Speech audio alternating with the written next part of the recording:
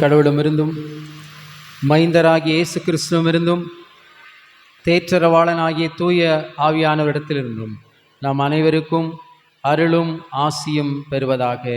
ஆமேன். நாம் யாவரும் எழுந்து நிற்போம்.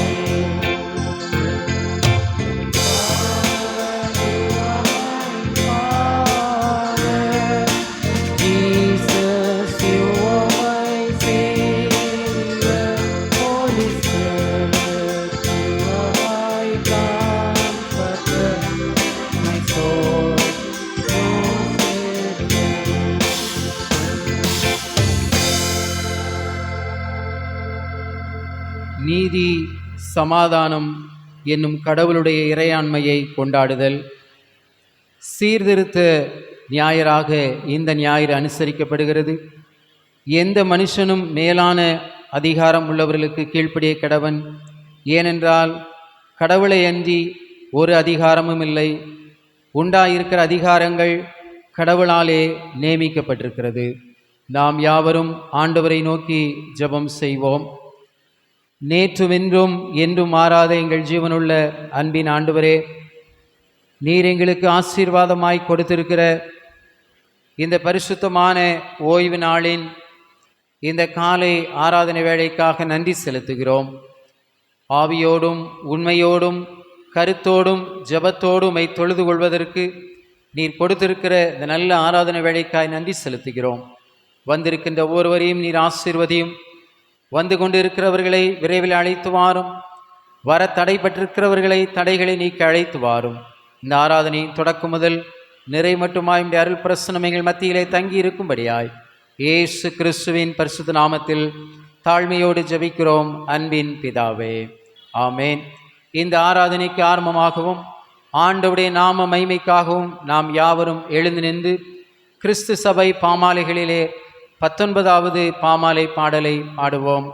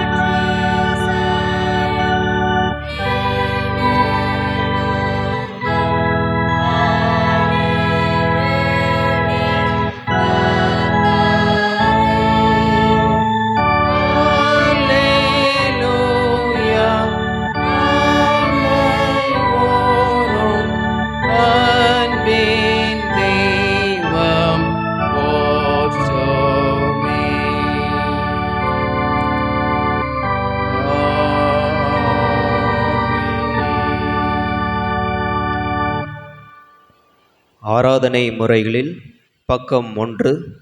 காலை ஆராதனை முறையை யாவரும் பின்பற்றுவோம். முறைமுறையாய் கடவுளை போற்றுவோம்.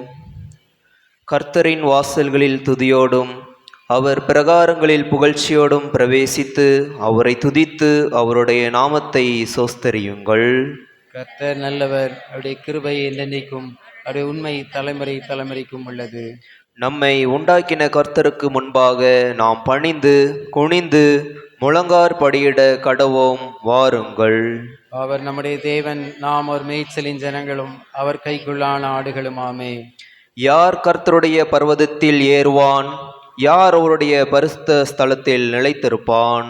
கைகளில் சுத்தமுள்ளவனும் இருதயத்தில் மாசுமாயிருந்து தன் ஆத்மாவை மாய்க்கு ஒப்புப்படாமலும் கபடாய் ஆணையிடாமலும் இருக்கிறவனே.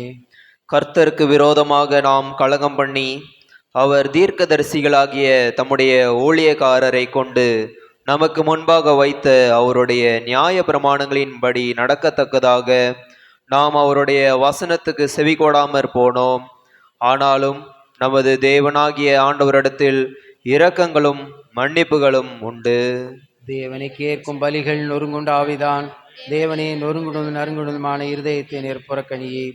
வருத்தப்பட்டு பாரம் சுமக்கிறவர்களே, நீங்கள் எல்லாரும் என்னிடத்தில் வாருங்கள், நான் உங்களுக்கு இளைப்பாறுதல் தருவேன். நான் எழுந்து என் தகப்படத்தில் போய் தகப்பனை பரத்து குரோதமாகவும் உமக்கு முன்பதாகவும் பாவம் செய்தேன் என்பேன். யாவரும் இணைந்து சொல்லுவோம். என் கண்மலையும் என் மீட்பருமாகிய கர்த்தாவே, என் வாயின் வார்த்தைகளும் என் இருதயத்தின் தியானமும் உமது சமூகத்தில் பிரதியாயிருப்பதாக. ஆமேன்.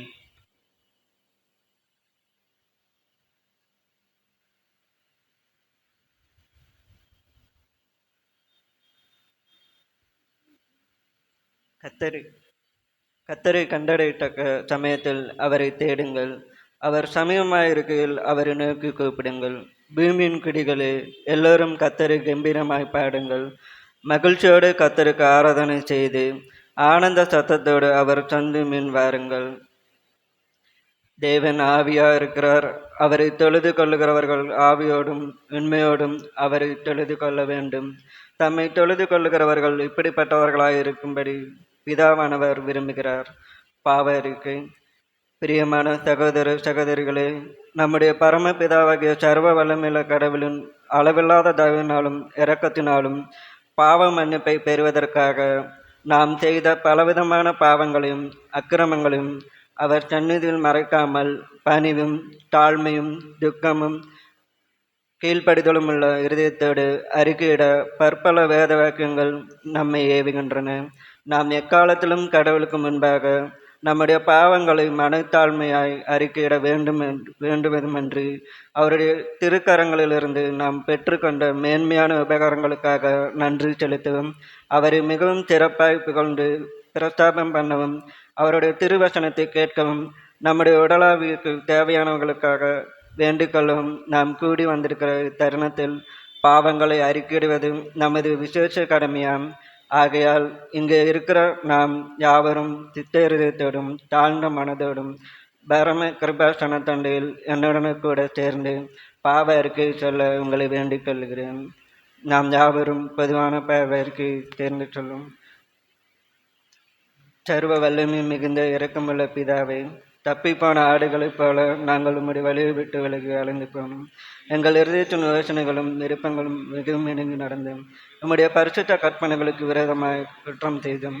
செய்யத்தக்கவைகளை செய்யாமல் செய்யத்தகாதவைகளை செய்து வந்தோம். எங்களுக்கு சுகமே இல்லை. ஆயினும் ஆண்டவரே, நீர் இயேசு கிறிஸ்துவின் மூலமாக மனிதருக்கு அருளி செய்த வாக்கு தக்கங்களின்படி நீர் வாக்கு மூல குற்றவாளியாகிய அடியாருக்கு இறங்கும். தப்பிதங்களையும் அறிக்கையிடுகிற எங்கள் மேல் பெருமையாயிரும். பாவத்தின் நிமித்தம் துக்கப்படுகிற எங்களை தீர்ப்படுத்தும்.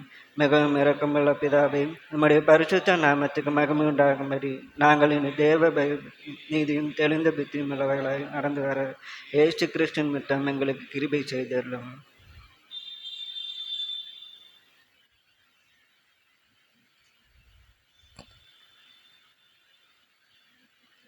தங்கள் பாவங்களுக்காய் உண்மையாய் துக்கப்பட்டு கடவுளிடம் மனம் திரும்பி அவருடைய ஆவியின் சகாயத்தால் தங்கள் வழிகளை சீர்திருத்த பிரயாசப்படுகிறதை குறித்து கடவுள் சொல்கின்ற அருள் நிறைந்த மொழிகளை கேளுங்கள். துன்மார்க்கன் தன் வழியையும் அக்கிரமக்காரன் தன் நினைவுகளை விட்டு கர்த்தரிடத்தில் திரும்ப கடவன். அவர் அவன் மேல் மனதுருகுவார். நம்முடைய கடவுளிடத்துக்கே திரும்ப கடவர். அவர் மன்னிக்கிறதற்கு தயை பெற்றிருக்கிறார். கடவுள் தம்முடைய ஒரே பேரான குமாரனை விசுவாசிக்கிறவன் எவரோ அவர் கெட்டுப்போகாமல் நித்திய வாழ்வை அடையும்படிக்கு அவரை தந்திரளி இவ்வளவாய் இந்த உலகத்தில் அன்பு கூர்ந்தார். என்னிடத்தில் வருகின்றவரை நான் புறம்பே தள்ளுவதில்லை.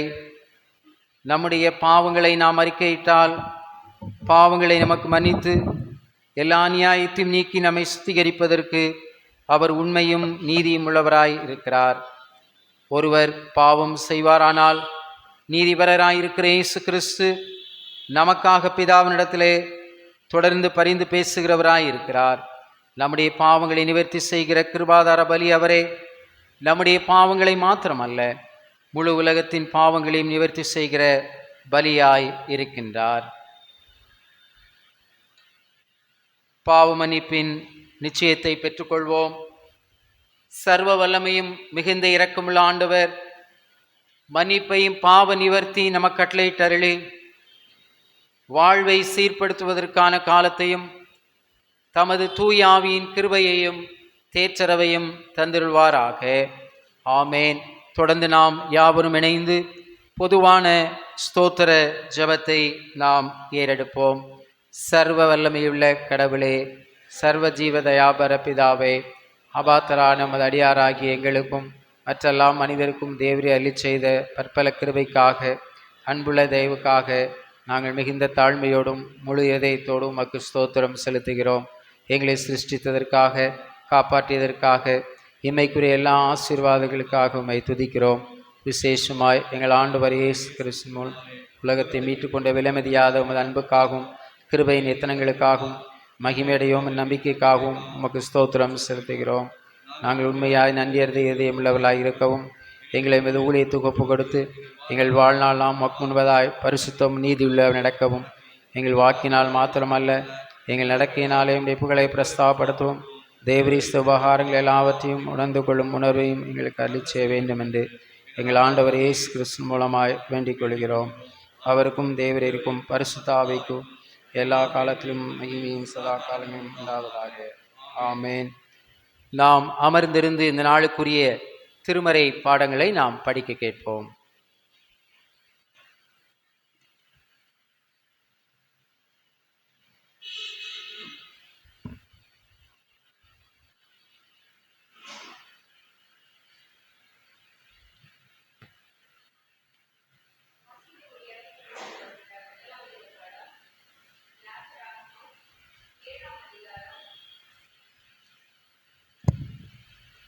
வாசிக்கும்படியாக தெரிந்து கொள்ளப்பட்ட முதலாம் வேத பாடம் யாத்திராகமம் 7ஆம் அதிகாரம் வசனங்கள் 1 முதல் 7 முடிய.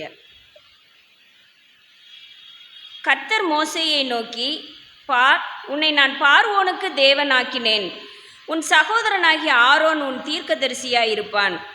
நான் உனக்கு கட்டளையிடும் யாவையும் நீ சொல்ல வேண்டும்.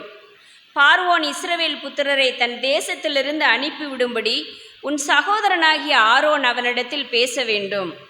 நான் பார்வோனின் இருதயத்தை கடினப்படுத்தி எகிப்து தேசத்தில் என் அடையாளங்களையும் அற்புதங்களையும் மிகுதியாய் நடப்பிப்பேன். பார்வோன் உங்களுக்கு செவி கொடுக்க மாட்டான். ஆகையால் எகிப்துக்கு விரோதமாக நான் என் கையை நீட்டி மகா தண்டனையினால் என் சேனைகளும் என் ஜனங்களுமாகிய இஸ்ரவேல் புத்திரரை எகிப்து தேசத்திலிருந்து புறப்பட பண்ணுவேன். நான் எகிப்தின் மேல் என் கையை நீட்டி இஸ்ரவேல் புத்திரரை அவர்கள் நடுவிலிருந்து புறப்பட பண்ணும்போது நானே கர்த்தர் என்று எகிப்தியர் அறிவார்கள் என்றார்.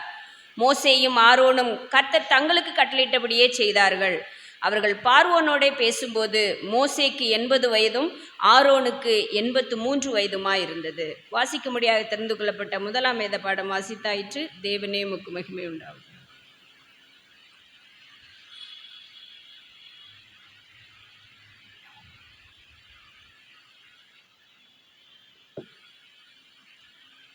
வாசிக்கும்படியாக தெரிந்து கொள்ளப்பட்ட 2ஆம் வேத பாடம் அப்போஸ்தலனாகிய பவுல் ரோமாபுரியாருக்கு எழுதின நிருபம் 13ஆம் அதிகாரம் வசனம் 1 முதல் 7 முடிய. ரோமர் 13ஆம் அதிகாரம் வசனம் 1 முதல் 7 முடிய. எந்த மனுஷனும் மேலான அதிகாரம் உள்ளவர்களுக்கு கீழ்ப்படிய கடவன். ஏனென்றால் தேவனாலே அன்றி ஒரு அதிகாரமும் இல்லை. உண்டாயிருக்கிற அதிகாரங்கள் தேவனாலே நியமிக்கப்பட்டிருக்கிறது. ஆதலால் அதிகாரத்திற்கு எதிர்த்து நிற்கிறவன் தேவனுடைய நியமத்திற்கு எதிர்த்து நிற்கிறான். அப்படி எதிர்த்து நிற்கிறவர்கள் தங்களுக்கு தாங்களே ஆக்கினையை வருவித்துக் கொள்ளுகிறார்கள். மேலும் அதிகாரிகள் நற்கிரியைகளுக்கல்ல துர்க்கிரியைகளுக்கே பயங்கரமாயிருக்கிறார்கள். ஆகையால் நீ அதிகாரத்திற்கு பயப்படாதிருக்க வேண்டுமானால் நன்மை செய், அதனால் உனக்கு புகழ்ச்சி உண்டாகும். உனக்கு நன்மை உண்டாகும் பொருட்டு அவன் தேவ ஊழியக்காரனாய் இருக்கிறான். நீ தீமை செய்தால் பயந்திரு, பட்டயத்தை அவன் விருதாவாய் பிடித்திருக்கவில்லை. தீமை செய்கிறவன் மேல் கோபாக்கினை வரப்பண்ணும்படி அவன் நீதியை செலுத்துகிற தேவ ஊழியக்காரனாய் இருக்கிறானே. ஆகையால் நீங்கள் கோபாக்கினை நிமித்தம் மாத்திரமல்ல, மனசாட்சி நிமித்தமும் கீழ்ப்படிய வேண்டும். இதற்காகவே நீங்கள் வரியையும் கொடுக்கிறீர்கள். அவர்கள் இந்த வேலையை பார்த்து வருகிற தேவ ஊழியக்காரராய் இருக்கிறார்களே. ஆகையால் யாவருக்கும் செலுத்த வேண்டிய கடமைகளை செலுத்துங்கள். எவனுக்கு வரியை செலுத்த வேண்டியதோ அவனுக்கு வரியையும், எவனுக்கு தீர்வையை செலுத்த வேண்டியதோ அவனுக்கு தீர்வையும் செலுத்துங்கள். எவனுக்கு பயப்பட வேண்டியதோ அவனுக்கு பயப்படுங்கள். எவனை கனம் பண்ண வேண்டியதோ அவனை கனம் பண்ணுங்கள். வாசிக்கும் இடக தெரிந்து கொள்ளப்பட்ட 2ஆம் வேத வாஸ்து முன்னேற்று தேவனுக்கே மிக பயன்பட்டதாக.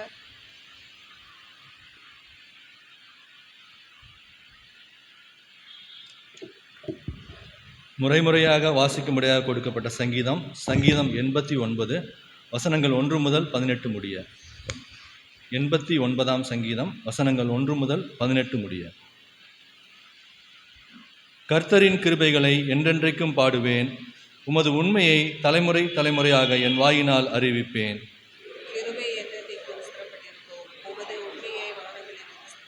என்னால் தெரிந்து கொள்ளப்பட்டவனோடே உடன்படிக்கை பண்ணி என் தாசனாகிய தாவீதை நோக்கி,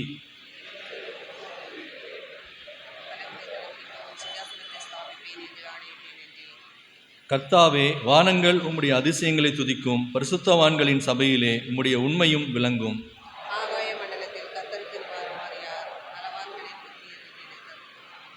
தேவன் பரிசுத்தவான்களுடைய ஆலோசனை சபையில் மிகவும் பயப்படத்தக்கவர், தம்மை சூழ்ந்திருக்கிற அனைவராலும் அஞ்சப்படத்தக்கவர்.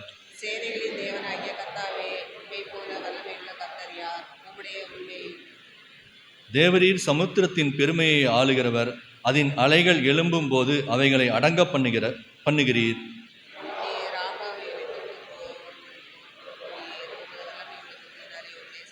வானங்கள் உம்முடையது, பூமியும் உம்முடையது, பூலோகத்தையும் அதிலுள்ள யாவையும் நீரே அஸ்திபாரப்படுத்தினீர்.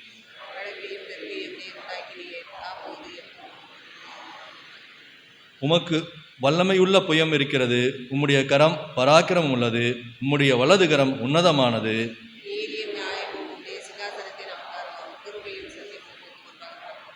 கம்பீர சத்தத்தை அறியும் ஜனங்கள் பாக்கியமுள்ளவர்கள். கர்த்தாவே, அவர்கள் உம்முடைய முகத்தின் வெளிச்சத்தில் நடப்பார்கள்.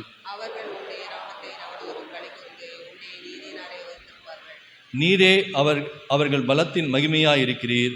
உம்முடைய தயவினால் எங்கள் கொம்பு உயரும். கர்த்தரால் எங்கள் கேடகமும் இஸ்ரவேலின் பரிசுத்தரால் எங்கள் ராஜாவும் உண்டு.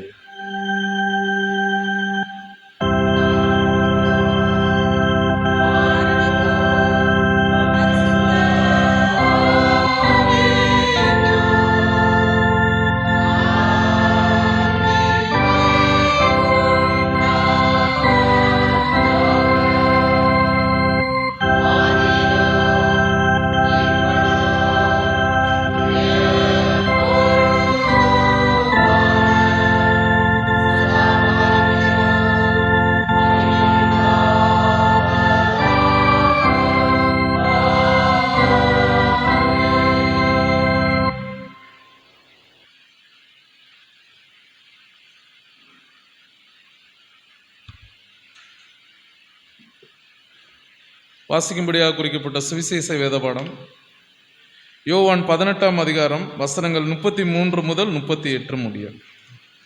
யோவான் 18ஆம் அதிகாரம் வசனங்கள் 33 முதல் 38 முடிய. அப்பொழுது பிலாத்து மறுபடியும் அரண்மனைக்குள் பிரவேசித்து இயேசுவை அழைத்து, நீர் யூதருடைய ராஜாவா என்று கேட்டான். இயேசு அவனுக்கு பிரதியுத்தரமாக, நீரா இப்படி சொல்லுகிறீரோ அல்லது மற்றவர்கள் என்னை குறித்து இப்படி உமக்கு சொல்ல சொன்னார்களோ என்றார். பிலாத்து பிரதியுத்தரமாக, நான் யூதனா? உன் ஜனங்களும் பிரதான ஆசாரியரும் உன்னை என்னிடத்தில் ஒப்பு கொடுத்தார்கள். நீர் என்ன செய்தாய் என்றான். இயேசு பிரதியுத்தரமாக, என் ராஜ்யம் இவ்வுலகத்துக்குரியது அல்ல. என் ராஜ்யம் இவ்வுலகத்துக்குரியதானால் நான் யூதரிடத்தில் ஒப்பு கொடுக்காதபடிக்கு என் ஊழியக்காரர் போராடி இருப்பார்களே. இப்படி இருக்க என் ராஜ்யம் இவ்விடத்துக்குரியது அல்ல என்றார். அப்பொழுது பிலாத்து அவரை நோக்கி, அப்படியானால் நீ ராஜாவோ என்றான். இயேசு பிரதியுத்தரமாக, நீர் சொல்லுகிறபடி நான் ராஜாதான். சத்தியத்தை குறித்து சாட்சி கொடுக்க நான் பிறந்தேன். இதற்காகவே இந்த உலகத்தில் வந்தேன். சத்தியவான் எவனும் என் சத்தம் கேட்கிறான் என்றார். அதற்கு பிலாத்து, சத்தியமாவது என்ன என்றார். மறுபடியும் அவன் யூதர்களிடத்தில் வெளியே வந்து, நான் அவனிடத்தில் ஒரு குற்றமும் காணேன் என்றார். வாசிக்கும்படியாக குறிக்கப்பட்ட சுவிசேஷ வேதபாடம் ஆயஸ்தாயிற்று. கிறிஸ்துவே உமக்கே மகிமை உண்டாவதாக. நாம் நின்றவாறே நம்முடைய விசுவாசத்தை அப்போஸ்தலர் விசுவாச பிரமாணத்தின் வாயிலாக நாம் இணைந்து அறிக்கை செய்வோம். வானத்தையும் பூமியையும் படைத்த சர்வலமில்ல பிதாவாகிய கடவுளை விசுவாசிக்கிறேன்.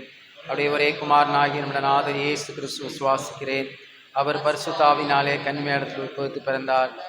பொந்தி பிலாத்தின் காலத்தில் பாடுபட்டு சிலுவையில் அறையுண்டு மரித்து அடக்கம் பண்ணப்பட்டு பாதாளத்தில் இறங்கினார்.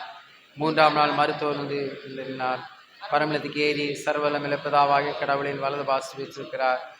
அவிடத்திலிருந்து உயிருள்ளோரும் மருத்துவரும் நியாயந்திருக்க வருவார். பரிசுத்தாவியும் விசுவாசிக்கிறேன். பொதுவாக இருக்கிற பரிசுத்தவையும் பசுவான ஐக்கியமும் பாவமன்னிப்பும் சரீர உயிர்த்தெழுதலும் நித்திய ஜீவன் விசுவாசிக்கிறேன். ஆமேன்.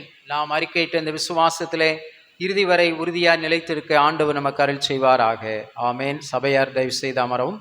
இப்பொழுது நம்முடைய திருச்சபையின் பொருளாளர் அவர்கள் நம்முடைய நிதி நிலைமைகளை குறித்து அவர்கள் அறிக்கை வாசிப்பார்.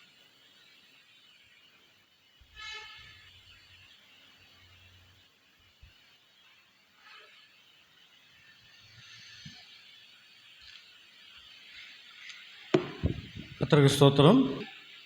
மற்ற பொதுவான அறிவிப்புகள். பெண்கள் ஐக்கிய சங்க அரிப்பின் ஸ்தோத்திர பண்டிகை விற்பனை நடைபெறும். தேநீர் மற்றும் வடை ரூபாய் 20 காணிக்கை கொடுத்து நீங்கள் பங்கு பெற்று செல்லும்படியாக நீங்கள் கேட்டுக்கொள்ளப்படுகிறீர்கள். பெண்கள் ஐக்கிய சங்கத்தினர் நம்முடைய அரிப்பின் ஸ்தோத்திர பண்டிகைக்காக ஒரு விற்பனை விழா இன்றைக்கு நடத்துகிறார்கள். அதில் தேநீர் மற்றும் வடை ரூபாய் 20 காணிக்கை செலுத்தி நீங்கள் பங்கேற்கும்படியாக கேட்டுக்கொள்ளப்படுகிறீர்கள். 31/10/2025 வெள்ளிக்கிழமை மாலை 6:30 மணிக்கு மாலை ஜெப ஆராதனை நம்முடைய ஆலயத்தில் நடைபெறும். 1/11/2025 சனிக்கிழமை மாதத்தின் முதல் நாள் காலை 6 மணிக்கு திருவிருந்து ஆராதனை நம்முடைய ஆலயத்தில் நடைபெறும். விசுவாச வார்த்தை ஆராதனையாக இந்த ஆராதனை நடைபெறும்.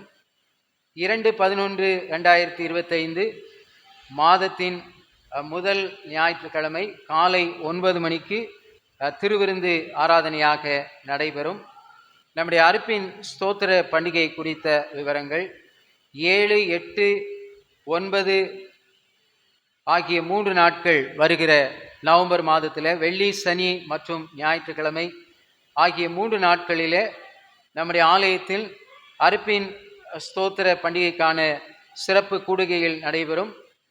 இதில் நடைபெறுவதில் சபையார் நீங்கள் உற்சாகமாக கலந்து கொள்ள நீங்கள் அழைக்கப்படுகிறீர்கள். வெளியூர் செல்வதை நீங்கள் தவிர்க்கும்படியாக கேட்டுக்கொள்ளப்படுகிறீர்கள். அறுப்பின் ஸ்தோத்திர பண்டிகை குடும்பமாக 3 நாட்கள் நடைபெறும் கூட்டங்களிலே நீங்கள் பங்கு பெறும்படியாக சபை குருவானவரால் அன்பாக நீங்கள் கேட்டுக்கொள்ளப்படுகிறீர்கள். 2/11/2025 ஞாயிற்பள்ளி விற்பனை வருகின்ற ஞாயிற்றுக்கிழமை ஞாயிற்பள்ளி ஊழியத்தின் சார்பாக அறுப்பின் ஸ்தோத்திர பண்டிகைக்கான காணிக்கை படைக்கும் சிறிய விற்பனை விழா ஒன்று நடைபெற இருக்கிறது.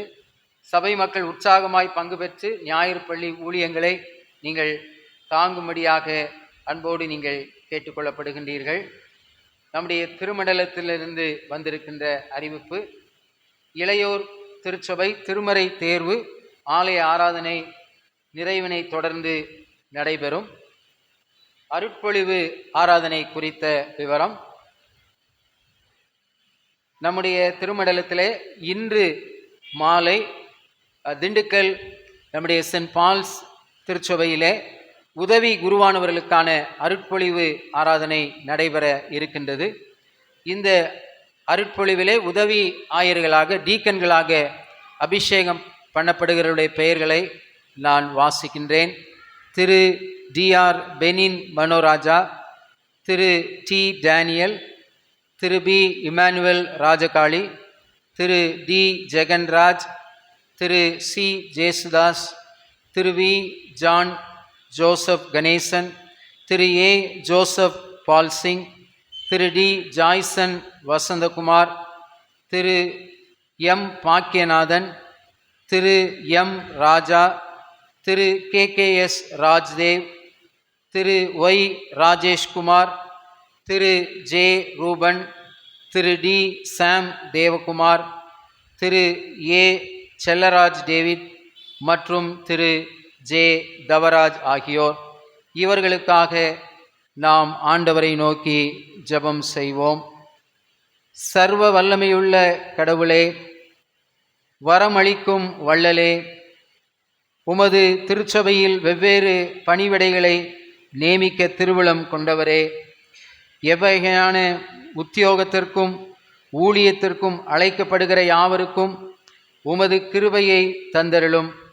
அவர்கள் உமது திருநாமத்திற்கு மகிமையாகவும் உமது திருச்சபைக்கு நன்மையும் உண்டாக உமது சன்னிதானத்தில் உண்மையாய் பணிவிடை செய்யும்படி அவர்கள் உமது சத்திய உபதேசத்தினால் ஆற்றல் பெறவும் மாசில்லா நடக்கையினால் அலங்கரிக்கப்படவும் நீர் கிருபை செய்தள்ள வேண்டுமென்று எங்கள் கர்த்தராகிய இயேசு கிறிஸ்துவின் மூலமாய் உம்மை வேண்டிக் கொள்ளுகிறோம். ஆமேன். இந்த வாரத்திலே பிறந்த நாட்களை கொண்டாடுகின்றவர்கள் 27/10/2025 திருமதி நான்சி பியூலா அவர்கள் தன்னுடைய பிறந்த நாளை இந்த வாரத்திலே கொண்டாடுகிறார்கள். திருமண நாட்கள் கொண்டாடுகிறவர்கள் இந்த வாரத்தில் யாரும் இல்லை. பிறந்த நாள் கொண்டாடுகிறவருக்காக நாம் ஆண்டவரை நோக்கி ஜெபம் செய்வோம். சகல நன்மைகளுக்கும் ஆசீர்வாதங்களுக்கும் ஊற்றும் உறைவிடமாயிருக்கிற எங்கள் ஜீவனுள்ள அன்பின் பிதாவே, இந்த வாரத்திலே 27ஆம் தேதி நாளைய தினத்திலே தன்னுடைய பிறந்த நாளை கொண்டாட இருக்கின்ற திருமதி நான்சி பியூலா அம்மா அவர்களுக்காக நாங்கள் ஜெபிக்கிறோம். கர்த்தர் இம்மட்டுமாக நீர் அவர்களோடு கூட இருந்து அவர்களை பாதுகாத்து பராமரித்து நீர் வழி நடத்தினீர். தொடர்ந்து அவர்கள் பிரவேசிக்கப் போகிற புதிய ஆண்டிலும் உம்முடைய புதிய கிருபைகளினாலே அவர்களை கர்த்தர் நிரப்பும்படியாக நாங்கள் ஜெபிக்கின்றோம். நல்ல சுகம், பலன், ஜீவன், நீடித்த ஆயுசு நாட்களை கொடுத்து அவர்களை வழிநடத்தும். அவருடைய குடும்பத்தாரை ஆசீர்வதியும். அவர்களுடைய பணிகளிலே உம்முடைய கிருபையின் கரம் இருக்கும்படியாக ஜெபிக்கிறோம். இன்னும் எங்களுடைய குடும்பங்களிலே பிறந்த நாள் திருமண நாள் கொண்டாடுகிறவர்கள் இருப்பார்கள் சொன்னால் ஒவ்வொருவரையும் நீ தனித்தனியாய் பேர் பெறாய் நீர் ஆசீர்வதிக்கும்படியாய் இயேசு கிறிஸ்துவின் பரிசுத்த நாமத்தில் தாழ்மையோடு ஜெபிக்கிறோம் அன்பின் பிதாவே. ஆமென்.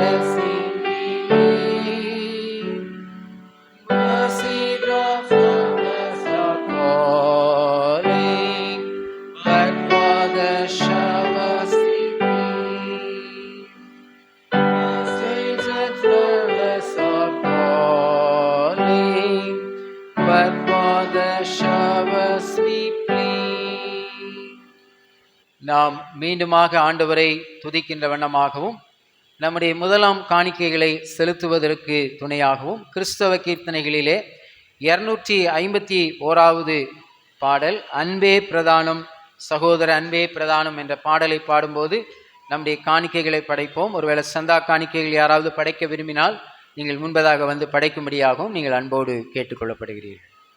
Amen.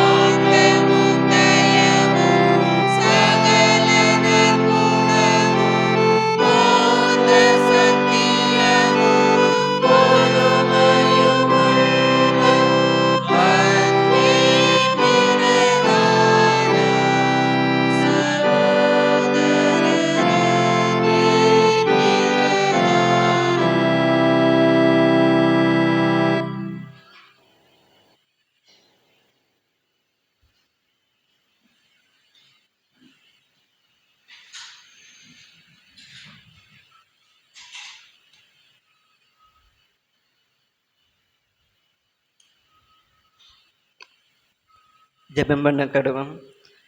எங்களை அதிகமாக நேசிக்கிற அன்பின் கடவுளே, இன்றைய நாளைக்கும் காண கிருபை செய்திட நமக்கு நன்றி செலுத்துக்கிறோம் ஆண்டவர். கடந்த நாட்களில் கண்மணி போல பாதுகாத்து வழி நடத்தினீர், நமக்கு நன்றி ஆண்டவர். குறிப்பாக காணிக்கைக்காக ஜெபிக்கிறோம் ஆண்டவர். உம்மிடத்தில் பெற்றுக்கொண்ட ஆசீர்வாதத்தை விருப்பங்கள் உம்மிடத்தில் செலுத்துகிறோம் ஆண்டவர். அப்படியாக தம்முள்ளங்களும் கொடுத்த கரங்களும் உம்முடைய கரத்தில் ஒப்படைக்கிறோம் ஆண்டவர். உம்முடைய நாமம் மகிமைப்படும்படியாக இருக்க கிருபை செய்தோம். இங்கே வந்திருக்கிற ஒவ்வொருவரையும் ஆசீர்வதியும். இவை அனைத்தும் இறைமகன் இயேசு கிறிஸ்துவின் வழியாக வேண்டிக் கொள்கிறோம் பிதாவே, ஆமென். நாம் தொடர்ந்து ஜெப பாடலோடு ஆண்டவருடைய வார்த்தைக்காக நாம் ஆயத்தப்படுவோம்.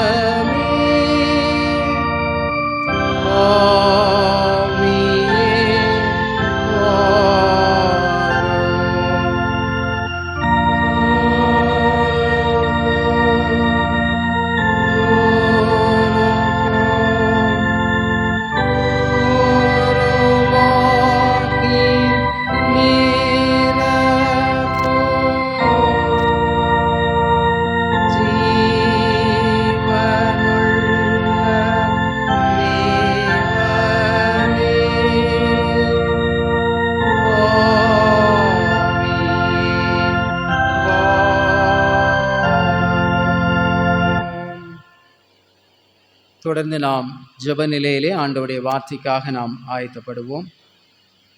மலை மாநதியோ மிகு ஆழ்கடலோ மருள் சூழும் கானக வனமோ எங்கும் மீட்பர் சிலுவை சுமப்பேனே, எங்கும் மீட்பர் சிலுவை சுமப்பேனே.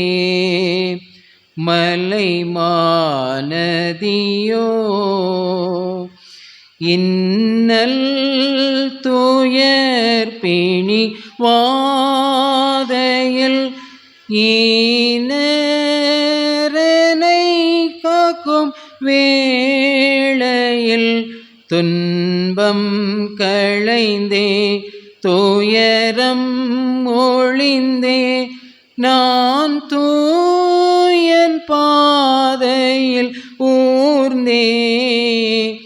அவர் தூய சிலுவை சுமப்பேனே, அவர் தூய சிலுவை சுமப்பேனே.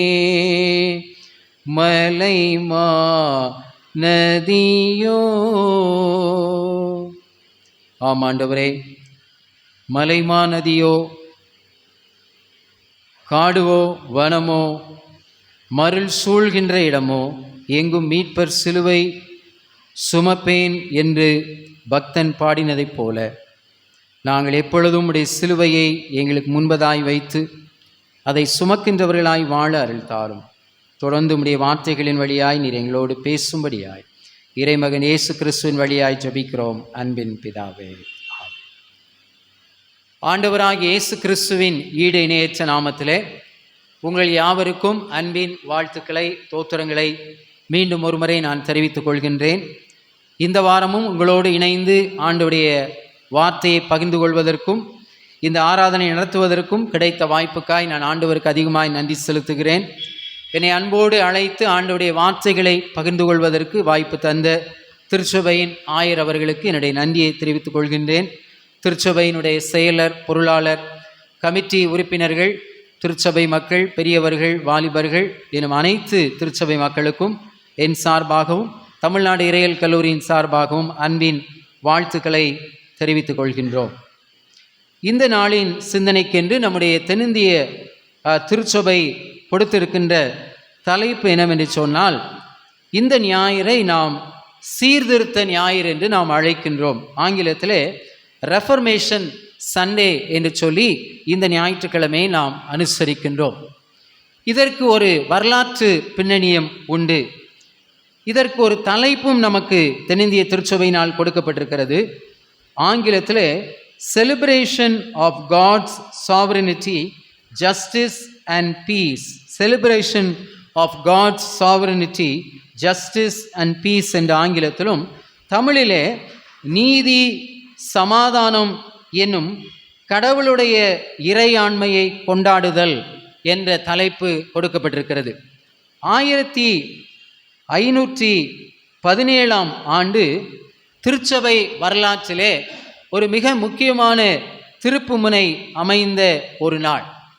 அந்த நாள் என்னவென்று சொன்னால் அதுதான் சீர்திருத்த திருநாள்.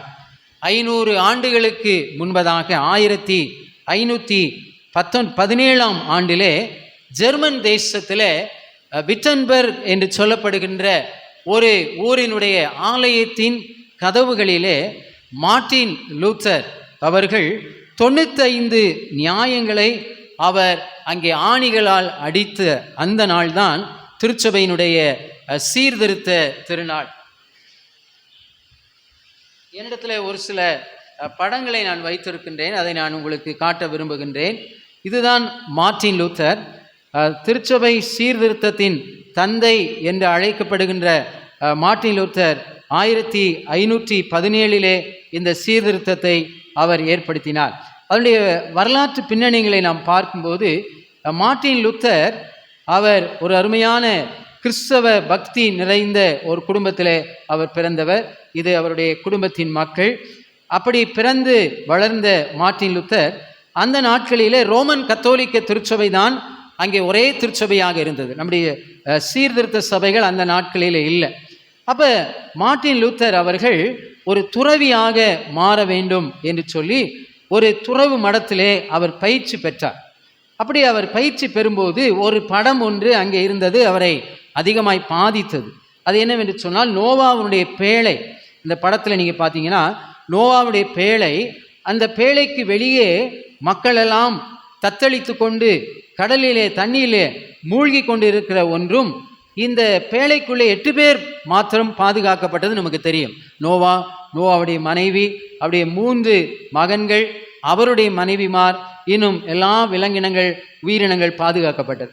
அப்போ என்ன போதனை திருச்சபையில் இருந்ததுன்னா, இந்த பேழை தான் திருச்சபை, இந்த திருச்சபை தான் மீட்புக்கு உறுதுணையாக இருக்கும், திருச்சபை சொல்வதை கேட்டால் நீங்கள் மீட்படைவீர்கள், அப்படி இல்லாவிட்டால் இந்த மக்களைப் போல கடலிலே தண்ணீரில் அந்த வெள்ளத்திலே மூழ்கினதை போல எல்லாரும் மரித்து நரகத்துக்கு போய்விடுவீர்கள் என்று ஒரு அந்த படம் விளக்கப்பட்டது. ஒருவேளை இந்த படத்தை பற்றி அவருக்கு பிரச்சனை இல்லை, ஆனால் திருச்சபையை பற்றி மார்ட்டின் லூத்தருக்கு மிகுந்த வேதனை இருந்தது. ஏனென்று சொன்னால் அங்கே திருச்சபையிலே நிறைய சீர்கேடுகள் அந்த காலத்திலே இருந்தது.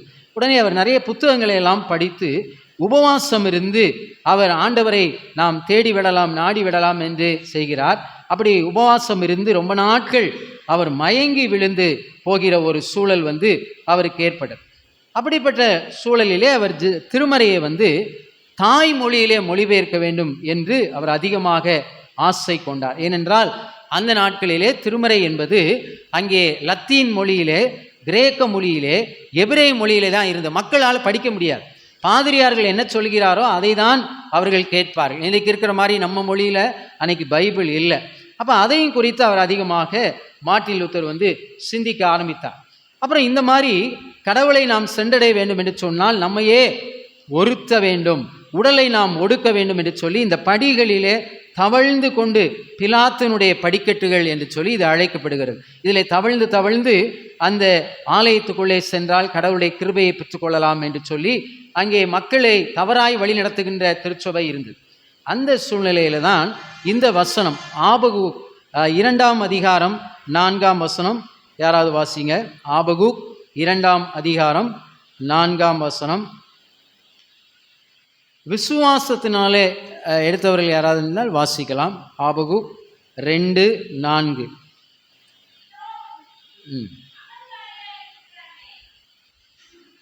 வாசிங்க.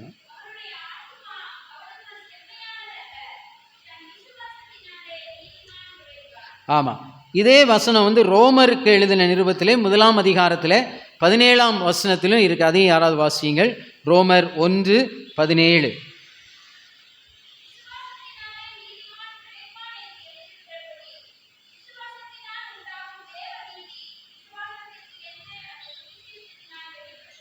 ஆமாம், விசுவாசத்தினாலே நீதிமான் பிழைப்பான் என்று சொல்லி அங்கே அதை அதிகமாய் முன்னிறுத்தினார்.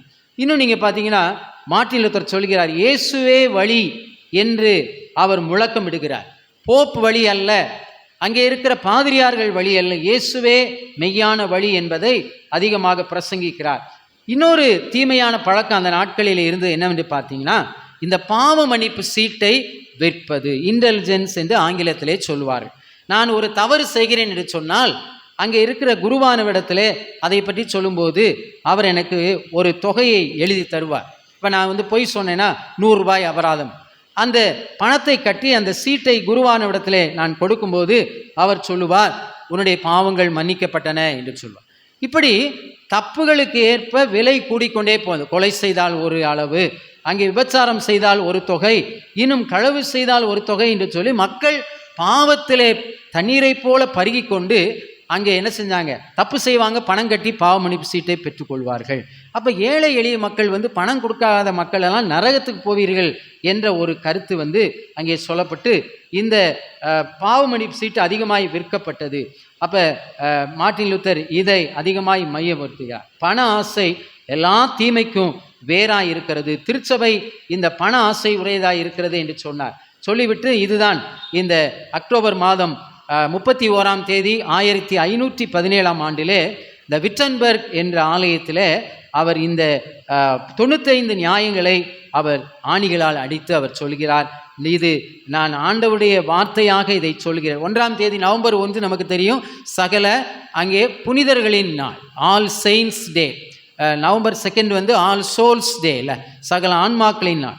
அப்போ வந்து இந்த ஆன்மாக்களின் நாள், அந்த புனிதர்களின் நாளில் எல்லாரும் ஆலயத்துக்கு வரும்போது இதை அவர்கள் பார்க்கிறார்கள். அப்பொழுதுதான் திருச்சபையிலே ஒரு மிகப்பெரிய ஒரு மாற்றம் ஏற்படுகிறது, ஒரு சீர்திருத்தம் ஏற்படுகிறது.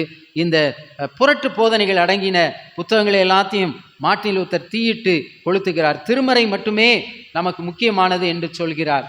இப்படியாக சொல்லி அவர் போப்பிடத்தில் ஒரு பெரிய சொற்போர் ஆற்றுகிறார். அதில் அவர் சொல்கிறார், ஹியர் ஐ ஸ்டாண்ட், நான் திருமறையிலே நின்று நான் பேசுகிறேன். திருமறையிலே பாவ மன்னிப்பு சீட்டுக்கு எங்கே ஆதாரம் இருக்கிறது? புண்ணிய ஸ்தலங்களுக்கு சென்றால் மன்னிப்பு கிடைக்கும் என்று எங்கே ஆதாரம் இருக்கிறது? உத்தரிக்கும் ஸ்தலம் எங்கே திருமறையிலே இருக்கிறது? குருவானவர்களுக்கும் போப்புக்கும் அதிகாரத்தை கடவுள் கொடுத்திருக்கிறார் என்று எங்கே இருக்கிறது? காட்டுங்கள் என்று சொன்னார். அவர் போப்பு வந்து அதற்கு பதில் சொல்ல முடியவில்லை. அவரை திருச்சபையிலிருந்து, அந்த ரோமன் கத்தோலிக்க திருச்சபையிலிருந்து அவரை வெளியே ஏற்றுகிறார்கள். அவரோடு கூட அவருடைய ஒத்த கருத்துக்களை ஏற்றுக்கொண்ட அநேகர் வந்து அவரோடு கூட வெளியே வர்றாங்க.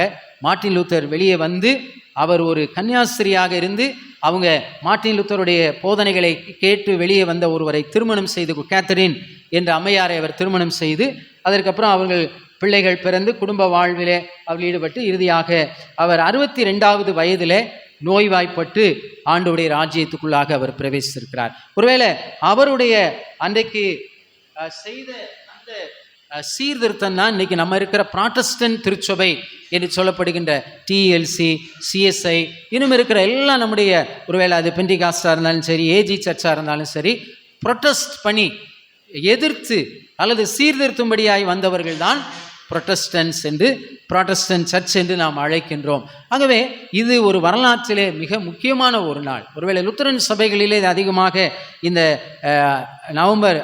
அக்டோபர் 31ஆம் தேதி ஒரு ஆராதனையை நடத்துகிறார்கள். ஒருவேளை நம்ம அதை தென்னிந்திய திருச்சபையில் பின்பற்றுவதில்லை. ஆனால் நாம் அதற்கு முந்தின ஞாயிற்றுக்கிழமை சீர்திருத்த ஞாயிறு என்று சொல்லி நாம் அழைக்கிறோம். இதில் வந்து மார்ட்டின் லூத்தர் ஒரு 5 முக்கிய குறிப்புகளை அவர் அதையும் நான் உங்களுக்கு பகிர்ந்து கொள்ள விரும்புகின்றேன். இதில் நீங்கள் பார்த்தீங்கன்னா 5 சோலாஸ் ஆஃப் தி ரெஃபர்மேஷன் என்று அழைக்கப்படுகிறது. சோலா என்ற வார்த்தை வந்து மட்டுமே, அலோன் என்று சொல்லி அது அழைக்கப்பெறுகிறது. இவர் வந்து இங்கே நீங்கள் பார்த்தீங்கன்னா சோலா கிரேஷியா, கிரேஷியா என்றால் கிரேஸ்.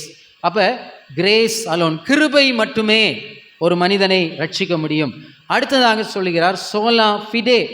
ஃபிடே என்று சொன்னால் அது வந்து விசுவாசம், ஃபெய்த் அலோன், விசுவாசம் மட்டுமே. அடுத்து மூன்றாவதாக சோலூஸ் கிறிஸ்டோஸ் என்று சொன்னால் கிறிஸ்து மட்டுமே என்று சொல்கிறார். அங்கே நான்காவதாக சோலி டியோ குளோரியா, லத்தீன், இதெல்லாமே லத்தீனில், க்ளோரி ஆஃப் காட் அலோன், கடவுளுக்கு மட்டுமே மகிமை என்று சொல்கிறார். நிறைவாக சோலா ஸ்கிரிப்சுரா என்று சொல்கிறார், திருமறை மட்டுமே, அல்லது scripture alone, grace alone, faith alone, Christ alone, glory of God alone, scripture alone, கிருபை மட்டுமே, விசுவாசம் மட்டுமே, கிறிஸ்து மட்டுமே, கடவுளுக்கு மகிமை மட்டுமே எனும் திருமறை மட்டுமே என்று சொல்லி அவர் இந்த சோலா என்ற வார்த்தையை அவர் பயன்படுத்துகின்றார். இந்த 5 வார்த்தைகள் சீர்திருத்தத்தினுடைய முக்கியமான வார்த்தைகள். திருமறையானது ஜெர்மன் மொழியிலே முதலாவதாக அவர் மொழிபெயர்க்கின்றார். எல்லாரும் பைபிளை வாசிக்க வேண்டும். அதுக்கு முன்னதாக திருமறை ஒரு செயின்டு பைபிளாக, கட்டப்பட்ட திருமறையாக. ஏன்னா எனக்கு வந்து லத்தீன் தெரியாது, எனக்கு எபிரேயம் தெரியாது, எனக்கு கிரேக்கம் தெரியாது, எப்படி நான் பைபிளை படிக்க முடியும்? என்னுடைய தாய்மொழியில் எனக்கு பைபிள் வேண்டும். அப்போ ஜெர்மன் மொழியிலே மொழிபெயர்த்தால், நம்முடைய தமிழ் மொழியிலே முதலாவதாக சீகன்பால் கையர் அவர்கள் மொழிபெயர்த்தது நமக்கு தெரிந்த ஒரு வரலாறாக இருக்கிறது. நான் சுருக்கமாக 3 குறிப்புகளை இந்த 3 பகுதியின் அடிப்படையில் சொல்லி நிறைவு செய்ய விரும்புகிறேன். முதலாவதாக நம்ம படிக்க கேட்ட திருமறை பகுதி, அது யாத்திராகமம் 7ஆம் அதிகாரத்தில் 1 முதல் 7 வசனங்களை நாம் பழைய ஏற்பாட்டு பகுதியாக நாம் படிக்க கேட்டோம். இந்த பகுதியிலே நீங்கள் பார்க்கும்போது கர்த்தர் மோசேயை நோக்கி, பார், உன்னை நான் பார்வோனுக்கு கடவுளாக்குவேன், உன் சகோதரனாகிய ஆரோன் உன் தீர்க்கதரிசியாய் இருப்பான் என்று சொல்கிறார். உன்னை பார்வோனுக்கு கடவுளாக்குவேன். இல்லை, பார்வோன் வந்து தன்னை கடவுள் என்று சொல்லி கொண்டார். ஏனென்றால் இஸ்ரவேல் மக்கள் அல்லாத மற்ற இன மக்களிடத்திலே நான் கடந்த வாரத்திலே நான் சொன்னேன், அவர்களுக்கெல்லாம் கிங் இஸ் காட். ஆனால் இஸ்ரவேல் மக்களுக்கு காட் இஸ் கிங்.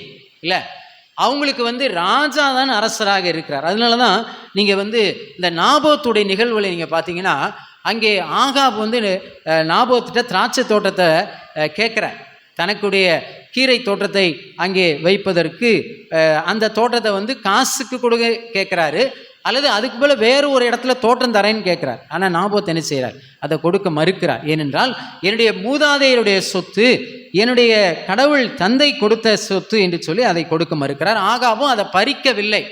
ஒரு ராஜா அவர் பறிக்கலாம், ஆனால் இஸ்ரவேலில் வந்து அந்த சட்டம் இருந்தது. ஆனால் எசபேல் வந்து தீர் சீதோன் பகுதியை சார்ந்தவர்கள், வேறு தெய்வங்களை வணங்கின அந்த அம்மாவுக்கு ரொம்ப ஆச்சரியம். எங்கள் நாட்டில் ராஜா தான் கடவுள், ராஜாவுக்கு ஒரு இடம் வேணும்னா யார்ட்டையும் கேட்க மாட்டார், அவர் அபகரித்து கொள்வார். ஆனால் இங்கே நீங்கள் கேட்குறீங்க, தயவாக கேட்குறீங்க, காசு கொடுக்குறேன்னு சொல்கிறீங்க, வேற தோட்டம் கொடுக்குறேன்னு சொல்கிறீங்க, இந்த ஒரு சின்ன இடத்த வச்சிருக்கிற இந்த நாபோத் வந்து இவ்வளவு கிராக்கி பண்ணுறாரேன்னு சொல்லிட்டு அந்த அம்மா என்ன செய்கிறாங்க? இஸ்ரவேல் சட்டத்திட்டங்களெல்லாம் படித்து 2 பேரை பேலியாளின் மக்களுக்கு கூலி கொடுத்து அங்கே நாபோத்துக்கு எதிராக வந்து அவங்க சாட்சி என்ன சொல்கிறாங்க? இவன் கடவுளுக்கு எதிராகவும் ராஜாவுக்கு எதிராகவும் தூஷணம் சொன்னான் என்று சொல்லி, அந்த தூஷணம் சொல்வதற்கு இஸ்ரவேலில் இருந்த சட்டத்தில் இருந்த தண்டனை என்ன? கல்லெறிந்து கொல்லப்படணும்னு சொல்லி நாபோத்தை கல்லெறிந்து கொண்டு விட்டார்கள். அப்பொழுது எசபேல் சொல்கிறாங்க, நாபோத் இறந்து விட்டான், அந்த நிலத்தை நீ எடுத்துக்கொள், புசித்து குடித்து மகிழ்ச்சியாயிருன்னு சொல்கிறாங்க. அது நடந்து முடியுது. அப்போ ஆனால் கடவுள் வந்து யார் பக்கம் நிற்கிறார் என்று பார்த்தீங்கன்னா, ஆகா பக்கம் இல்லை, எசபேல் பக்கம் இல்லை, நாபோத் ஏழை. இந்த நிகழ்ச்சி யாருக்குமே வெளியே தெரியாது. ஆனால் கடவுள் நாபோத் பக்கத்தில் இருந்து அங்கே சொல்கிறாரு, ஆகாப் இடத்திலும் எசபேல் இடத்திலும், நாபோத்தினுடைய இரத்தத்தை நாய்கள் நக்கின இடத்துல உன்னுடைய இரத்தத்தை நாய்கள் நக்கும் என்று சொல்லி அதே மாதிரி நடந்த நிகழ்வுகளை நாம் திருமறையிலே நாம் வாசிக்கிறோம். ஒருவேளை இந்த இடத்துல பார்த்தீங்கன்னா, மோசேயை நோக்கி, உன்னை நான் பார்வோனுக்கு கடவுளாக மாற்றினேன், உன் சகோதரனாகிய ஆரோன் உனக்கு தீர்க்கதரிசியாய் இருப்பான், நான் உனக்கு கட்டளையிடும் யாவையும் நீ சொல்ல வேண்டும். அங்கே பார்வோன் இஸ்ரவேல் புத்திரரை தன் தேசத்திலிருந்து அனுப்பிவிடும்படி உன் சகோதரனாகிய ஆரோன் அவனிடத்திலே பேச வேண்டும் என்று பயப்பட வேண்டாம். அரசுக்கு பயப்பட வேண்டாம், அங்கே ராஜாவுக்கு பயப்பட வேண்டாம். ஏனென்றால் கடவுள் அரசராக இருக்கிறார். நான் சொல்லுகின்றேன் என்று சொல்லி, நான் பார்வோன் இருதயத்தை கடினப்படுத்தி எகிப்து தேசத்திலே என் அடையாளங்களையும் அற்புதங்களையும் நான் மிகுதியாய் நடப்பிப்பேன், பார்வோன் உங்களுக்கு செவி கொடுக்க மாட்டான். ஆகையால் எகிப்துக்கு விரோதமாய் என் கையை நீட்டி மகா தண்டனையினால் என் சேனையும் என் ஜனங்களுமாய் இஸ்ரவேல் புத்திரரை எகிப்து தேசத்திலிருந்து நான் புறப்பட பண்ணுவேன் என்று சொல்லுகிறார். யாத்திராகமம் 3ஆம் அதிகாரத்தில் அந்த இஸ்ரவேல் மக்கள் எகிப்து தேசத்தில் எவ்வளவு கடினப்பாடுகளை அவர்கள் அனுபவித்து வந்தார்கள் என்பதாக நம்ம பார்க்கிறோம். யாத்திராகமம் 3ஆம் அதிகாரம் 7ஆம் 8ஆம் 9ஆம் வசனங்கள் யாராவது வாசியுங்கள்.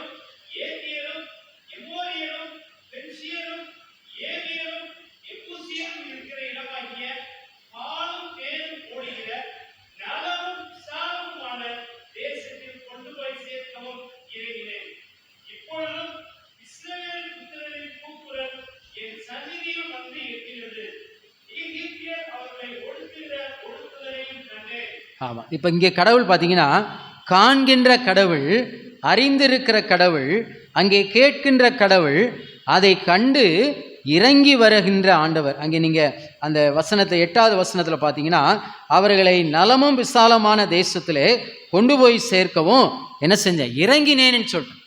இந்த மக்களுடைய கண்ணீர், இந்த மக்களுடைய உபத்திரவம், இந்த மக்களுடைய வேதனை நான் மேலே இருந்து கீழே என்னை இறங்கி வர செய்தது.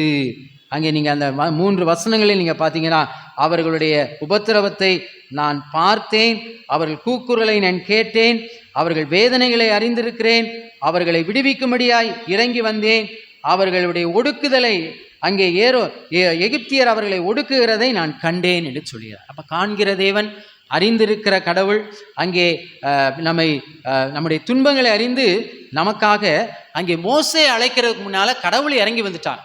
கடவுளால் அங்கே மேலே இருக்க முடியவில்லை, இறங்கி வந்து விட்டேன் என்று சொல்லி அதற்கு அப்புறம் அங்கே மோசேக்கு அவர் அந்த காட்சி கொடுத்து அவரை நீ போவதற்கு முன்பதாகவே நான் இறங்கி வந்து விட்டேன். இந்த 3ஆம் அதிகாரத்தில் 2வது வசனத்தில் பார்த்தீங்கன்னா அங்கே கர்த்தருடைய தூதனானவர் ஒரு முட்செடியின் நடுவில் இருந்து உண்டான அக்கினி ஜுவாலையிலே நின்று அவனுக்கு தரிசனமானார்.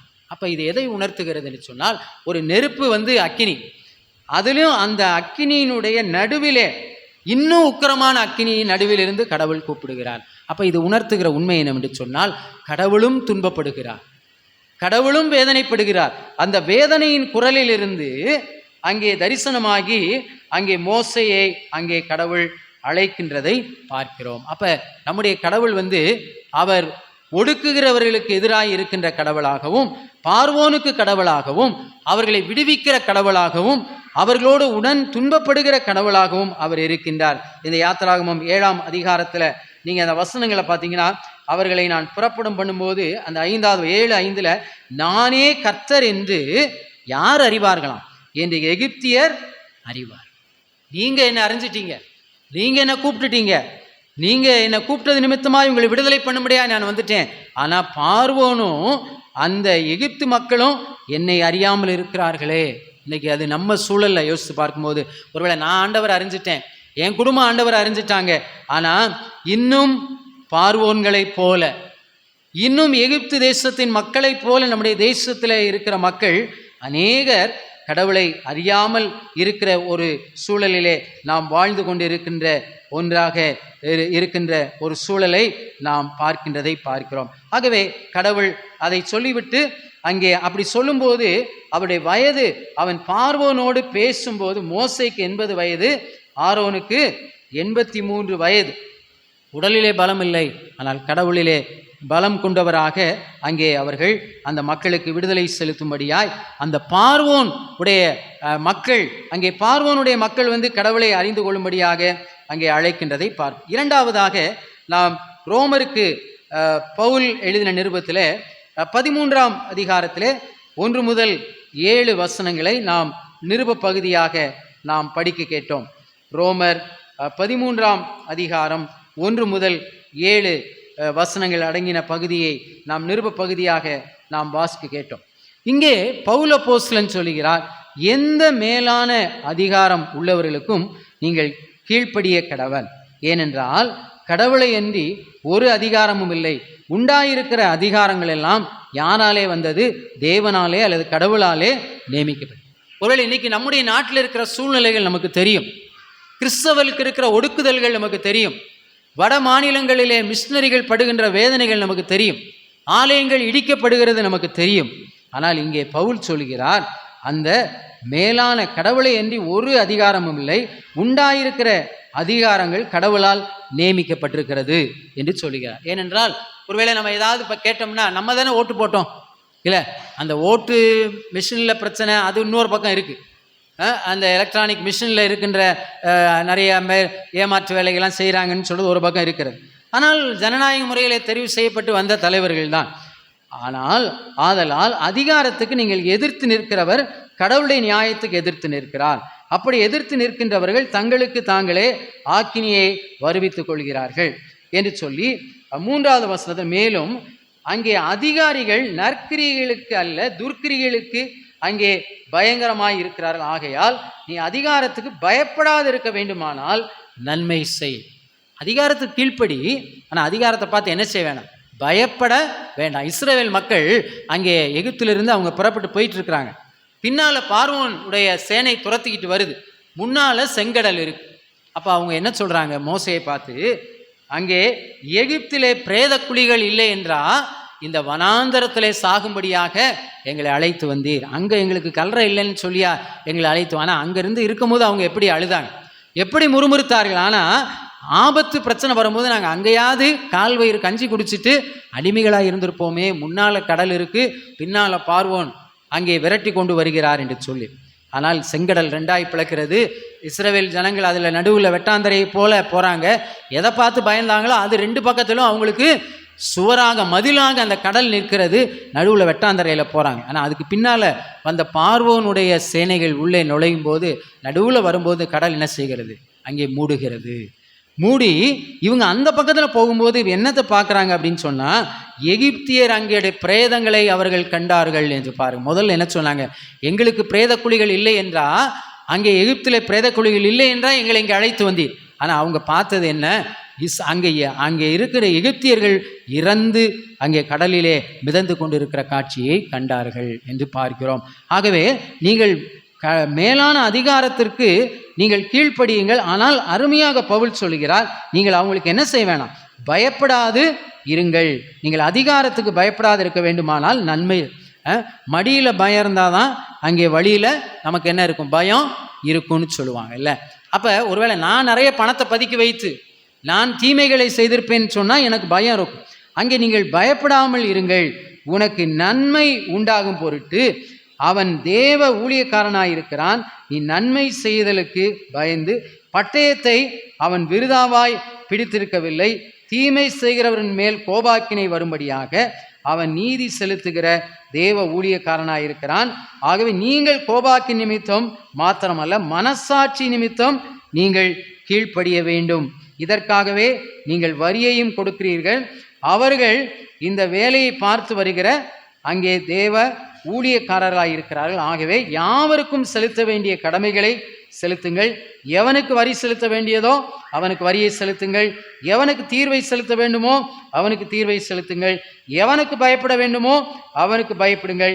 எவனை கனம் பண்ண வேண்டுமோ அவனை கனம். இதில் தான் நமக்கு பிரச்சனை இருக்குது. போலீஸை பார்த்தாவே நமக்கு பயம் இல்லை, காக்கி சட்டையை பார்த்தாவே கிடுகிடு நடுங்கு. சில நேரம் பார்த்தீங்கன்னா செக்யூரிட்டியாக இருப்பார். அவர் ஒரு காக்கி சட்டையை பார்த்தோன்னா பயந்து, அப்புறம் கொஞ்சம் நீங்கள் நிமிர்ந்து பார்த்தீங்கன்னா அவர் ஒரு ஏதாவது வாட்ச்மேனாக இருப்பார். அதனால் நமக்கு ஒரு பயம் வருதில்ல. அது இங்கே நம்ம நாட்டில் இருக்கிற சூழ்நிலையினால் ஒரு வேளை இருக்கலாம். ஆனால் இங்கே யாருக்கு பயப்படணும், யாருக்கு நாம் செய்ய வேண்டிய கடமைகளை செய்ய, அவங்களுக்கு மட்டும் அதை நீங்கள் செய்யுங்க, மற்றவங்களுக்கு நீங்கள் பயப்பட வேண்டாம் என்பதாக சொல்வதை பார்க்கிறோம். அப்போ கடவுளுக்கு பயப்பட வேண்டும், மனிதர்களுக்கு செலுத்த வேண்டிய கடமைகளை நாம் செலுத்த வேண்டும் என்று இங்கே பவுல் சொல்கிறார். 3வதாக நாம் நற்செய்தி பகுதியாய் வாசிக்க கேட்ட யோவான் எழுதின நற்செய்தி நூலிலே 18ஆம் அதிகாரத்தில் 33 38 வரை அடங்கின திருமொழிகளை நம்முடைய ஆண்டவராகிய இயேசு கிறிஸ்து இந்த மேலான அதிகாரத்தையும் இந்த ஆட்சியையும் அவர் எப்படி அணுகினார் என்பதை அவருடைய விசாரணையின் போதாக நடந்த நிகழ்வுகளை குறித்து இந்த பகுதியிலே நாம் பார்க்கின்றோம். அங்கே 33வது வசனம், அப்பொழுது பிலாத்து மறுபடியும் அரண்மனைக்குள் பிரவேசித்து இயேசுவை அழைத்து, நீ யூதருடைய ராஜாவா என்று கேட்டார். இயேசு அவனுக்கு பிரதியுத்தரமாக, அங்கே நீயா இப்படி சொல்லுகிறியாய், அல்லது மற்றவர்கள் உன்னை என்னை குறித்து இப்படி சொல்ல சொன்னார்களா என்று தைரியமாக கேட்குறேன். நீ யூதருக்கு ராஜாவா? என்ன பதில் சொல்லியிருக்கணும்? ஆம் அல்லது இல்லை என்று சொல்லியிருக்கணும். ஆனால் இயேசு சொல்றாரு, நீரா இப்படி சொல்லுகிறீர் அல்லது மற்றவர்கள் என்னை குறித்து இப்படி உனக்கு சொன்னார்களா என்றார். அதற்கு பிலாத்து பிரதியுத்தரமாக, நான் யூதனா? உன் ஜனங்களும் பிரதான ஆசாரியர்களும் உன்னை என்னிடத்துல ஒப்பு கொடுத்தார்கள், நீ என்ன செய்தாய் என்று தைரியமா பேசு. அங்கே பிலாத்துவிடத்துல தைரியமாக பேசுகிறார். அப்படி இயேசு பிரதியுத்தரமாக, என் ராஜ்யம் இவ்வுலகத்துக்குரியது அல்ல. இல்லை, அங்கே சீசர்கள்லாம் என்ன நினச்சாங்க, இயேசு ஒரு ராஜாவை வருவார், அப்படியே வலது பக்கத்திலும் இடது பக்கத்திலும் நமக்கு அங்கே அமைச்சர்கள் பதவி கிடைக்கும். நாங்கள் யாக்கோபு யோவான்னு கேட்டாங்கல்ல, ஒருவர் வலது பக்கத்திலும் ஒருவர் இடது பக்கத்திலும் அமர வேண்டும் என்று சொல்லி கேட்டாங்க. ஆனால் சிலுவையில் வலது பக்கத்திலும் இடது பக்கத்திலும் இருந்தது யார்? 2 கல்வர்கள் தான் இருந்தார்கள்ல. அப்போ இயேசு கிறிஸ்து இங்கே சொல்லுகிறார், நான் இந்த உலகத்திற்குரிய ராஜாவல்ல.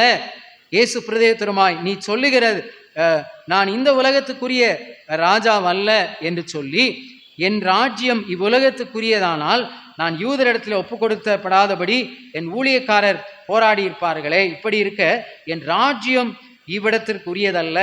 அப்பொழுது பிலாத்து அவரை நோக்கி, அப்படியானால் நீ ராஜாவோ என்றார். இயேசு பிரதியுத்தரமாக, நீ சொல்லுகிறது நான் சொல்லுகிறபடியே நான் ராஜாதான்.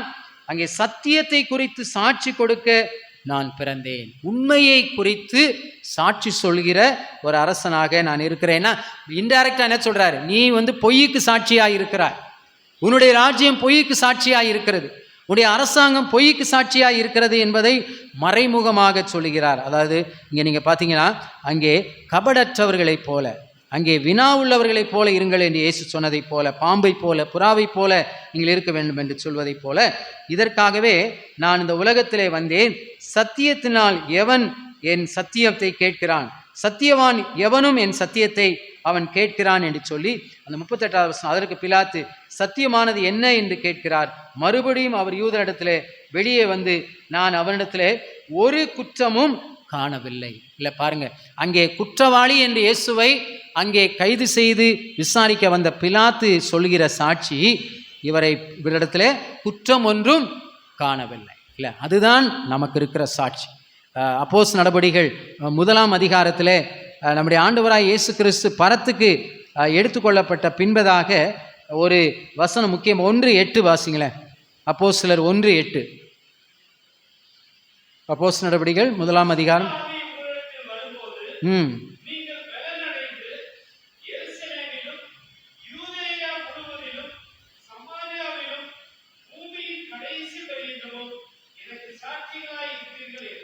பரிசுத்த ஆவி உங்களிடத்திலே வரும்போது நீங்கள் பலனடைந்து எருசலேமிலும் யூதேயாவிலும் சமாரியா முழுவதிலும், அங்கே யூதேயா முழுவதிலும் சமாரியாவிலும் பூமியின் கடைசி பரியந்தம் எனக்கு சாட்சிகளாய் இருப்பீர்கள். சாட்சி சொல்லுவீங்கன்னு சொல்லல.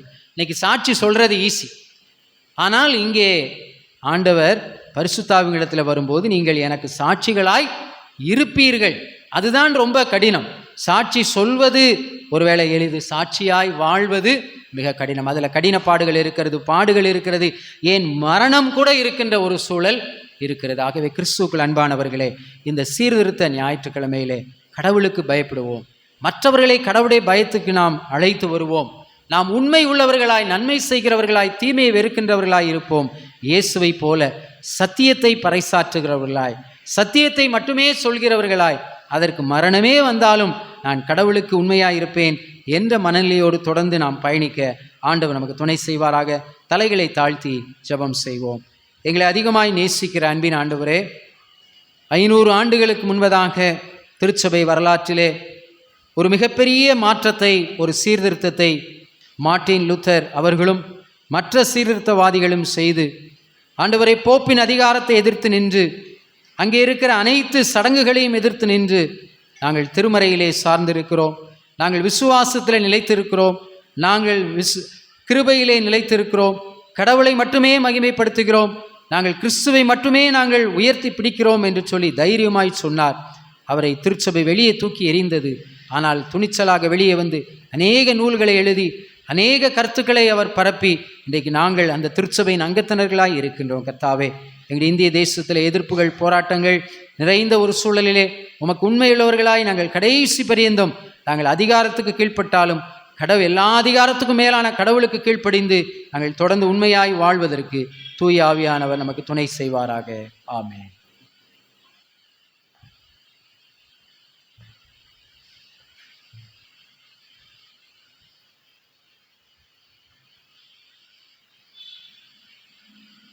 ஆண்டவருடைய வார்த்தையை கேட்ட நாம் யாவரும் எழுந்து நின்று மீண்டுமாக நம்முடைய காணிக்கைகளை ஆண்டவருக்கு செலுத்துவதற்கு துணையாக கிறிஸ்தவ கீர்த்தனைகளிலே 360வது பாடல் எந்நாளுமே துதிப்பாய் என்ற பாடலை பாடும்போது நம்மையும் நம்முடைய காணிக்கைகளையும் நாம் படைப்போம். ஒருவேளை தோத்திர காணிக்கை செலுத்த விரும்புகிறவர்கள் பீடத்தண்டை வரும்படியாகவும் அன்போடு கேட்டுக்கொள்ளப்படுகிறீர்கள்.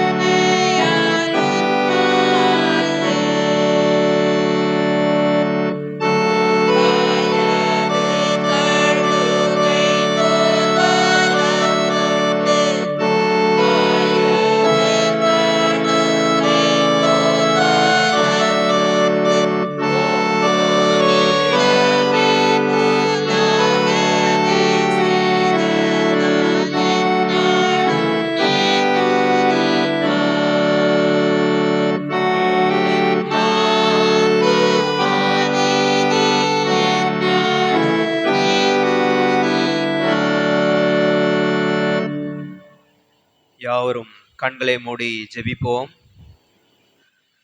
கிருபையும் இரக்கும் நிறைந்த நல்ல ஆண்டவரே, இந்த வேளையிலும் நாங்கள் எங்களை ஒப்படைக்கும் வண்ணமாக நாங்கள் காணிக்கையை உம் மண்டையில் படைத்திருக்கிறோம்.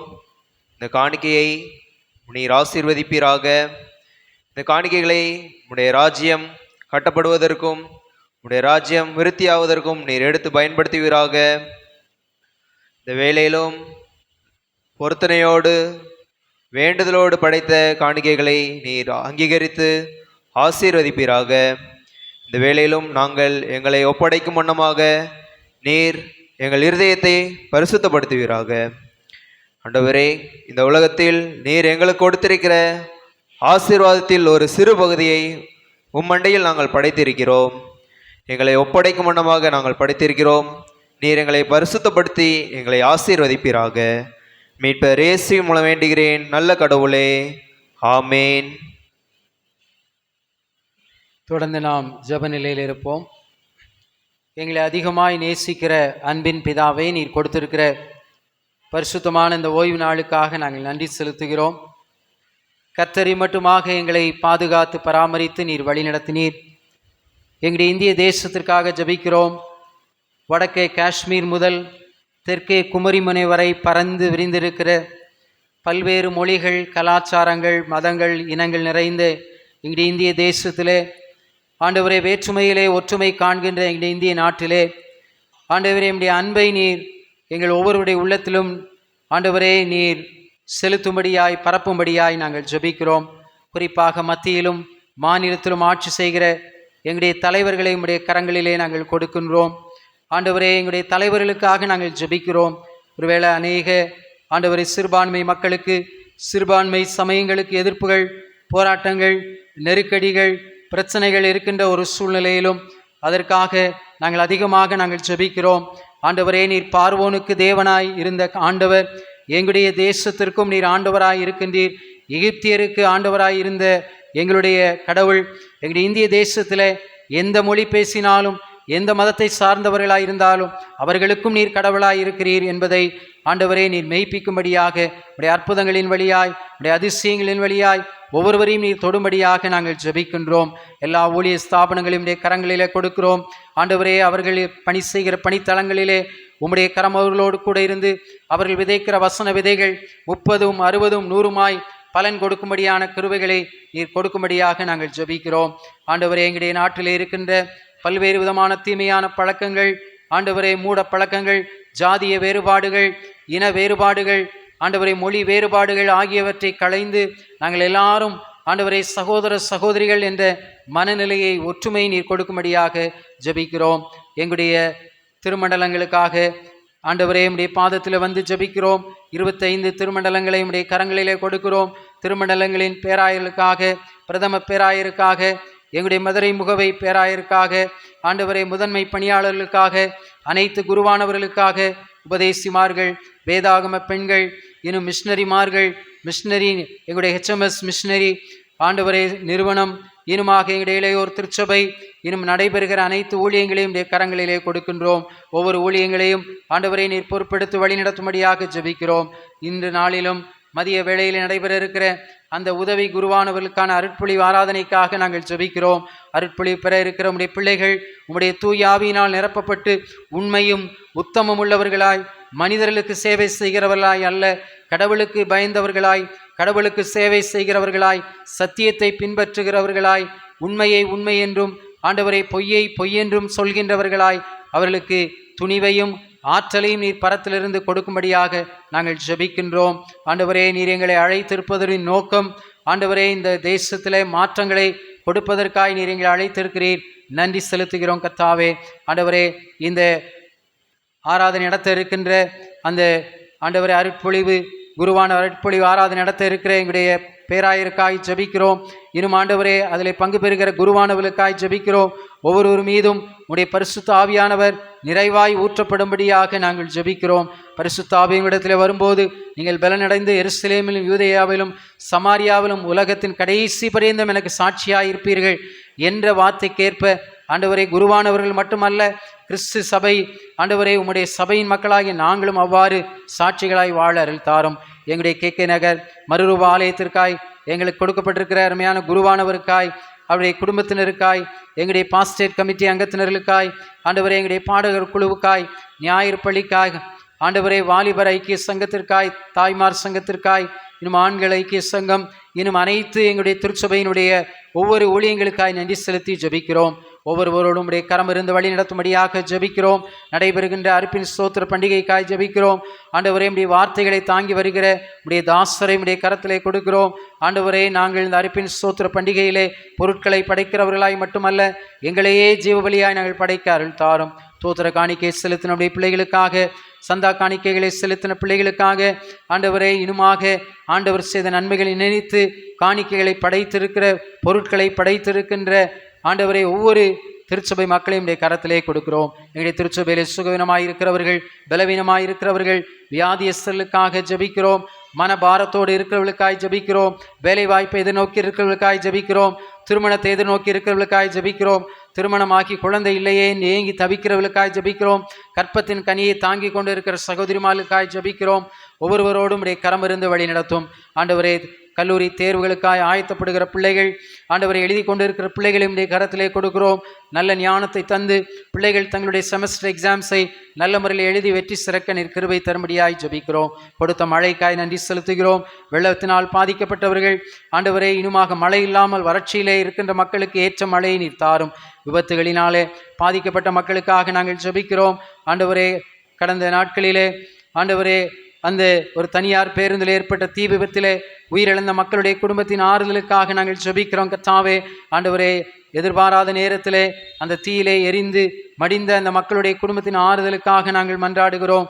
அப்படிப்பட்ட மக்களுக்கு ஆறுதலை நீர் தாரும். இப்படிப்பட்ட விபத்துகள் நடைபெறாதவாறு ஆண்டவரே, நீர் அங்கு ஓட்டுநர்களுக்கு நல்ல சம்யோகித்த புத்தியை நீர் கொடுக்கும்படியாக நாங்கள் ஜெபிக்கிறோம். இந்த வாரம் முழுவதுமாக நீர் எங்களோடு வாரும். எங்களுடைய பணிகளிலே, பயணங்களிலே உடைய கிருபை எங்களோடு கூட இருந்து வழி நடத்தும்படியாக ஜெபிக்கிறோம்.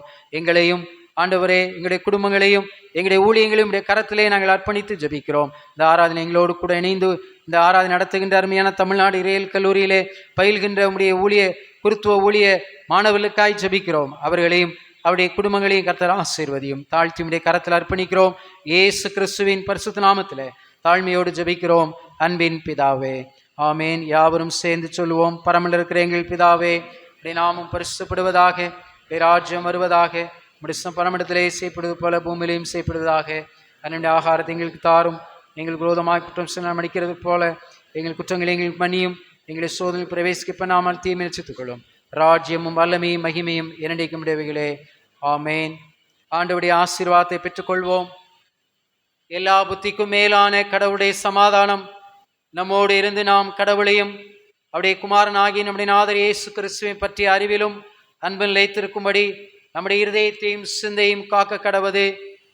தந்தை, மைந்தன், தூய ஆவியுமாகிய சர்வ வல்லமை பொருந்திய கடவுளுடைய ஆசீர்வாதம் நமக்குள்ளே இருந்து எப்பொழுதும் நம்மோடே நிலைத்திருக்க கடவது.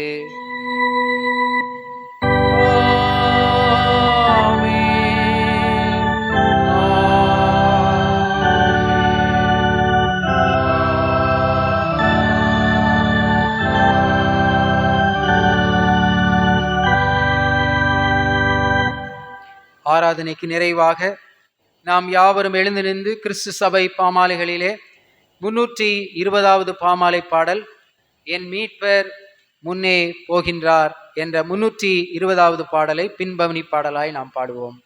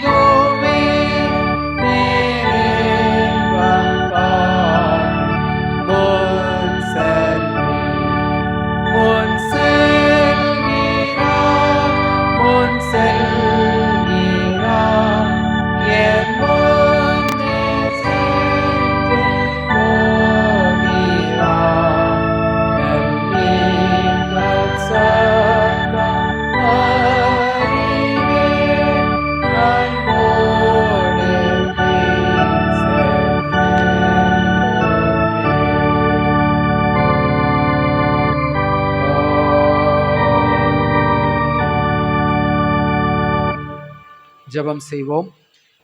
அன்பின் ஆண்டவரே, உம்முடைய வார்த்தைகளுக்கு செவிமடுத்த நாங்கள் இந்த உலகத்துக்குள்ளாக நாங்கள் கடந்து செல்கின்றோம்.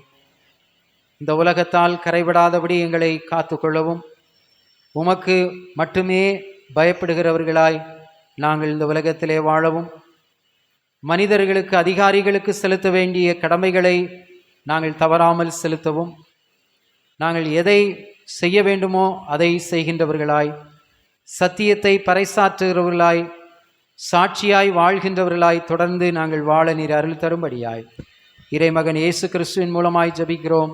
எங்கள் ஜெபம் கேளும் அன்பின் பிதாவே, ஆமேன். சங்கீதக்காரனாகிய தாவீதோடு இணைந்து சொல்லுவோம். என் ஆத்துமாவே கர்த்தரை ஸ்தோத்திரி, என் முழுவலுமே பரிசுநாமத்தை ஸ்தோத்திரி. என் ஆத்துமாவே கர்த்தரை ஸ்தோத்திரி, கர்த்தர் செய்த சகல உபகாரங்களையும் மறவாதே. ஆமேன். கர்த்தர் உங்களோடு இருப்பாராக, அவர் உங்கள் ஆவியோடு இருப்பாராக. சமாதானத்தோടെ சென்று வர கடவோம். கர்த்தருடைய நாமத்தினாலே.